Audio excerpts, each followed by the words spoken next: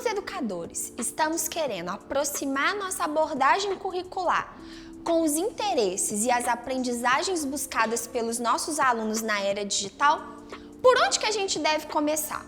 A primeira coisa que a gente precisa ter como referência é a Base Nacional Comum Curricular, que aborda a cultura digital como uma das competências principais para a gente poder trazer o estudante dentro dessa perspectiva de compreensão e utilização das tecnologias digitais de forma crítica, significativa, reflexiva e ética nas suas diversas experiências sociais e de aprendizagem. É claro que a tecnologia, nesse contexto da BNCC, ela entra como a oportunidade de acessar e buscar e disseminar informações, produzir conhecimento e, especialmente, gente, trabalhar a dimensão do desenvolvimento de habilidades para a resolução de problemas complexos. E com isso, a gente cria oportunidades para desenvolver a autoria e o protagonismo dos nossos estudantes. Quando a gente pensa na BNCC, em 2022 foi lançado um documento complementar sobre a integração da computação dentro da nossa abordagem educativa.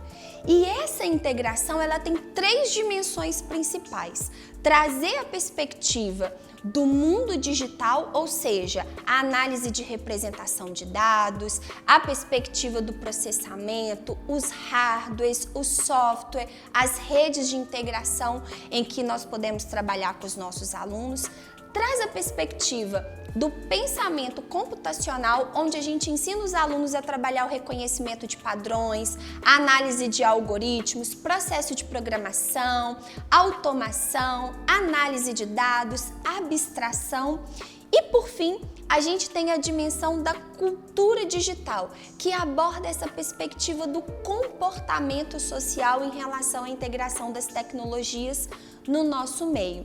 Então, é a dimensão que aborda a cidadania digital, a segurança digital, a ética, a forma como nós, sociedade, interagimos com esses artefatos. E se a gente tratou dessas 3 dimensões que o currículo da computação, articulado com a BNCC traz, entre mundo digital, pensamento computacional e cultura digital, quando a gente pega essa última abordagem, que é da cultura digital, é fundamental a gente conversar a dimensão da educação digital com a educação midiática, porque ali acontece as formas de interação social que os nossos alunos estão vivenciando para além do ambiente físico da sala de aula.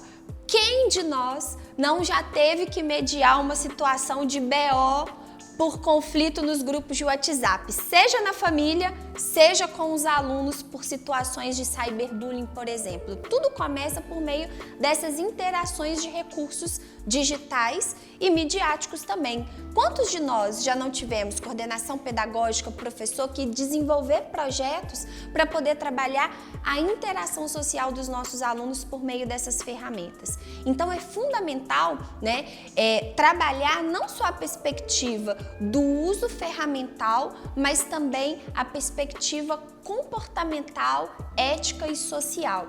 E aí, o programa Escolas Conectadas lançou um material que pode nos ajudar bastante nessa reflexão, que é o Educação Digital e Midiática, como elaborar e implementar o currículo nas escolas. Esse documento, ele trata de forma interdisciplinar como que a gente deve tratar de forma crítica, ética e criativa o uso das tecnologias. Mas é fundamental que a gente tenha 3 perspectivas para analisar esse documento. Primeiro, a formação de professores para o uso pedagógico das tecnologias, e a gente já conversou sobre isso a partir das 2 matrizes e modelos teóricos de integração das tecnologias digitais na nossa prática. Segundo, a importância de proteger direitos digitais e promover ambientes online seguros. Gente, se nós não educarmos os nossos alunos a estarem nesses espaços, um conflito vai acontecer. Criança e adolescente precisa de letramento e precisa de mediação para desenvolver processos de autorregulação. Eles não desenvolvem isso de forma aleatória e sem mediação. Por isso que é necessário um ambiente digital que seja mediado e que tenha letramento. Aqui cabe, nesse momento, quando a gente está falando da integração do currículo de tecnologia e de computação na perspectiva da BNCC, cabe uma reflexão sobre algo que nós vivemos no ano de 2025. Esse ano, nós tivemos a proibição do uso do celular nas salas de aula. E eu vi muita gente fazendo confusão entre a proibição e a implementação do currículo na perspectiva de desenvolver competências e habilidades para o letramento digital. Parecia que eram as mesmas coisas e não é. Quando a gente está falando sobre a proibição do uso do celular, nós estamos falando da proibição do uso não intencional, aquele uso que é apenas recreativo. Mas eu posso, como professora, fazer o uso do celular com os meus alunos com intencionalidade pedagógica, com o objetivo de trabalhar capacidade de sistematização de informação, análise de dados com os meus alunos, aplicativos para autoração, colaboração, tudo isso é possível porque são habilidades previstas na BNCC. Então, eu acho que cabe também, além desse processo, desse movimento de proibição, que por um dado momento nos deu um certo respiro para entender os movimentos que estavam acontecendo dentro da nossa sala de aula, eu acho que agora o momento é de olhar e fazer uma reflexão consciente sobre o uso das tecnologias digitais na nossa prática.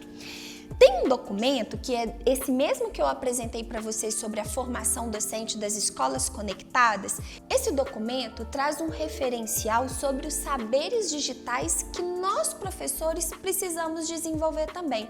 Sabe por quê? Aí aqui eu vou tocar na ferida. Muitas vezes, quando a gente comemora o não uso do celular na sala de aula, parece que a gente está tirando das nossas costas um alívio de não ter que trabalhar com tecnologias digitais na nossa sala.